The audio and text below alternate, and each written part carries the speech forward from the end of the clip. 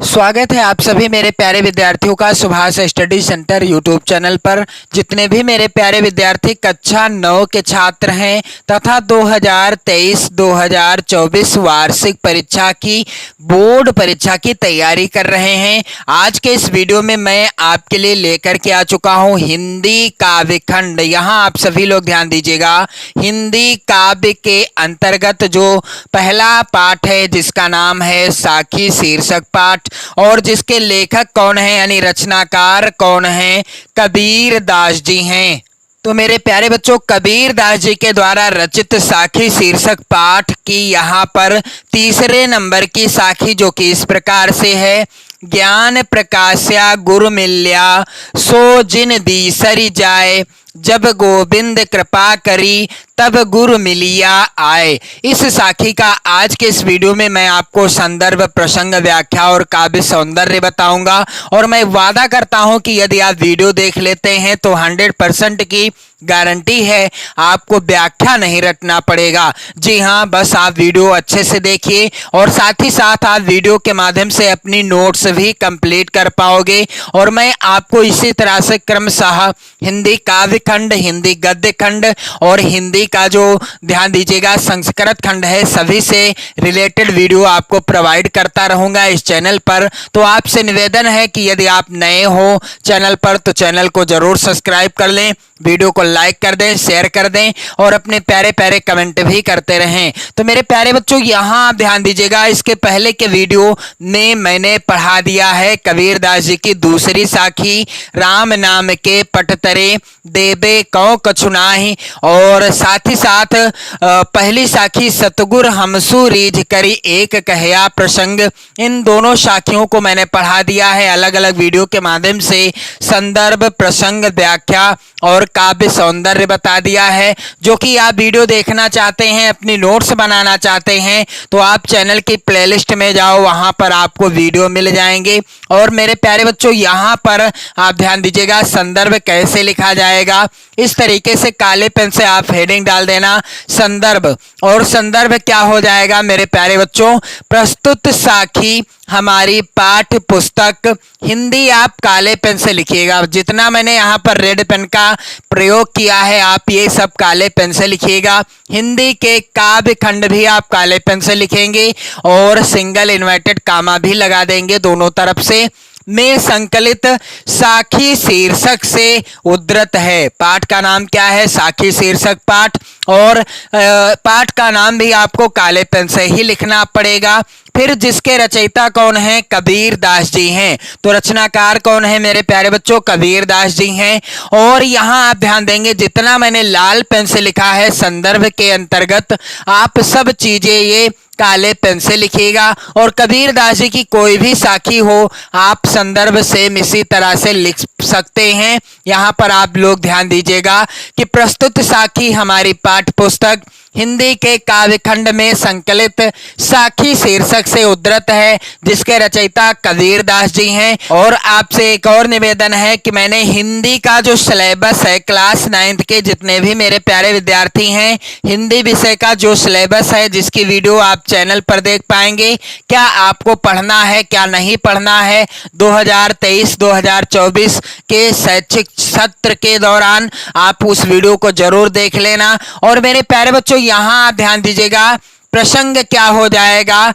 कबीर दास जी कहते हैं कि गुरु के मिलने से ही ज्ञान की प्राप्ति होती है और गुरु भगवान की कृपा से ही मिलते हैं। कबीर दास जी प्रस्तुत साखी में गुरु की महत्ता का वर्णन करते हैं, यानी गुरु के मिलने से ही क्या होता है? ज्ञान की प्राप्ति होती है और गुरु भगवान की कृपा से ही मिलते हैं। मेरे प्यारे बच्चों, कबीर दास जी कहते हैं कि जो सच्चे गुरु होते हैं वो हमें भगवान की कृपा से ही मिलते हैं। तो चलिए मैं आपको पहले तो सरल व्याख्या बताऊंगा, फिर मैं आपको बताने वाला हूं कि इसकी सरल व्याख्या आपको लिखना कैसे है और काव्य सौंदर्य क्या हो जाएगा। तो मेरे प्यारे बच्चों, यहाँ पर लिखा हुआ है, ज्ञान प्रकाश्या गुरु मिल्या सो सो जिन बिसरि जाए। कबीरदास जी कहते हैं कि ईश्वर की महान कृपा से गुरु की प्राप्ति हुई है और इस सच्चे गुरु ने तुम्हारे भीतर ज्ञान का प्रकाश भर दिया है। ज्ञान प्रकाश्या गुरु मिलिया सो जिन बिसरि जाए, यानी जब ईश्वर की असीम कृपा हुई, जब ईश्वर की बहुत ज्यादा दया हुई हम पर, तब जाकर हमें महान गुरु की प्राप्ति हुई है। और इस सच्चे गुरु ने तुम्हारे भीतर ज्ञान प्रकाश्या गुरु मिलिया, यानी तुम्हारे भीतर जो अंधकार था, यानी अज्ञान रूपी अंधकार था, उसे दूर करके क्या कर दिया है, ज्ञान प्रकाश्या गुरु मिलिया, अर्थात तुम्हारे भीतर ज्ञान का प्रकाश भर दिया है। कहीं ऐसा ना हो कि तुम उसे भूल जाओ। सो जिन बिसरि जाए, कहीं ऐसा ना हो कि तुम उसे भूल जाओ, यानी अपने गुरु को भूल जाओ।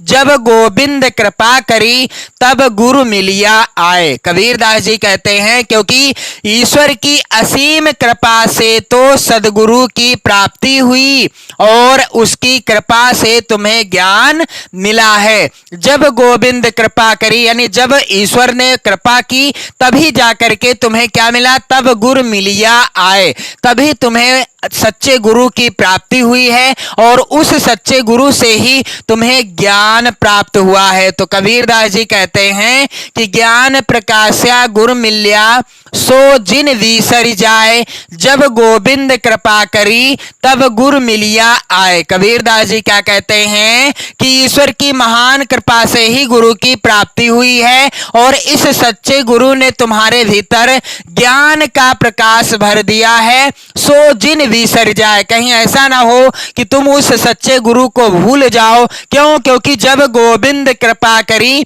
जब ईश्वर की कृपा हुई है, तब गुरु मिलिया आए, तभी जाकर तुम्हें सच्चे गुरु की प्राप्ति हुई है और उस सच्चे गुरु से तुम्हें सच्चा ज्ञान प्राप्त हुआ है। इसलिए ऐसे सच्चे गुरु को नहीं भुलाना चाहिए। तो चलिए मैं आपको बता दूं कि कैसे आपको व्याख्या लिखना है। यहां पर आप सभी लोग ध्यान दीजिएगा।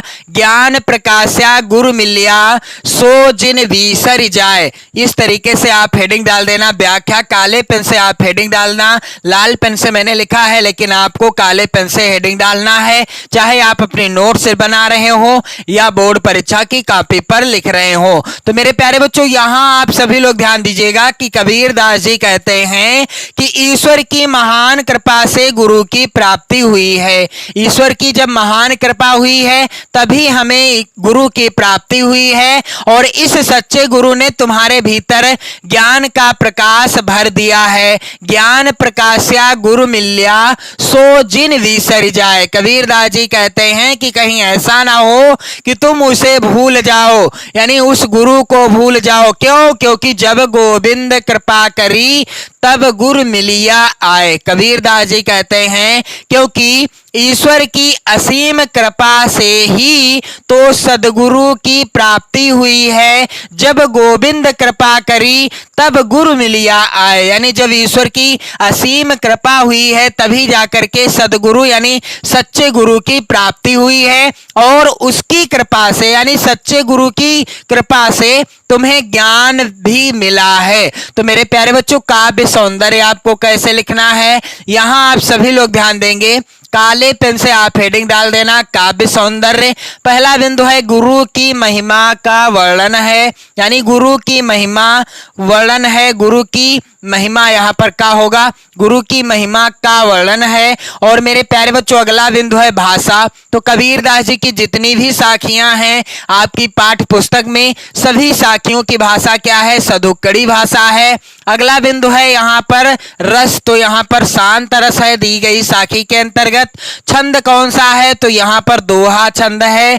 ज्ञान प्रकाश्या गुरु मिलिया सो जिन बिसरि जाए, जब गोविंद कृपा करी तब गुरु मिलिया आए। मेरे प्यारे बच्चों, यहाँ पर कौन सा छंद है, दोहा छंद है। और इसके बाद यहाँ पर अलंकार कौन सा है, तो आप सभी लोग ध्यान दीजिएगा, अनुप्रास अलंकार है। कौन सा, अनुप्रास अलंकार है। तो मैंने आज के इस वीडियो में आपको बता दिया कबीरदास जी के द्वारा रचित तीसरे नंबर की साखी जो कि साखी शीर्षक पाठ से ही ली गई है और इसका संदर्भ, प्रसंग, व्याख्या और काव्य सौंदर्य बताया है। अगले वीडियो में मैं आपके लिए लेकर के आऊंगा कबीरदास जी की चौथी नंबर की साखी, जो कि इस प्रकार से है। चौथे नंबर की साखी, माया दीपक नर पतंग भ्रम भ्रम इवै पड़ंत कहें कबीर गुर ज्ञान तय एक आध उबरंत। मेरे प्यारे बच्चों, मैं आपसे 100% की गारंटी लेता हूं कि यदि आप वीडियो को अच्छे से देखते हैं और साथ ही साथ अपनी नोट्स भी बनाते हैं तो आप जो है व्याख्या नहीं रटेंगे, क्योंकि व्याख्या मैं आपके सीधे दिमाग में उतार दूंगा यदि आप वीडियो को अच्छे तरीके से देखते हैं। तो मेरे प्यारे बच्चों, पढ़ते रहें, मस्त रहें, स्वस्थ रहें। जय हिंद।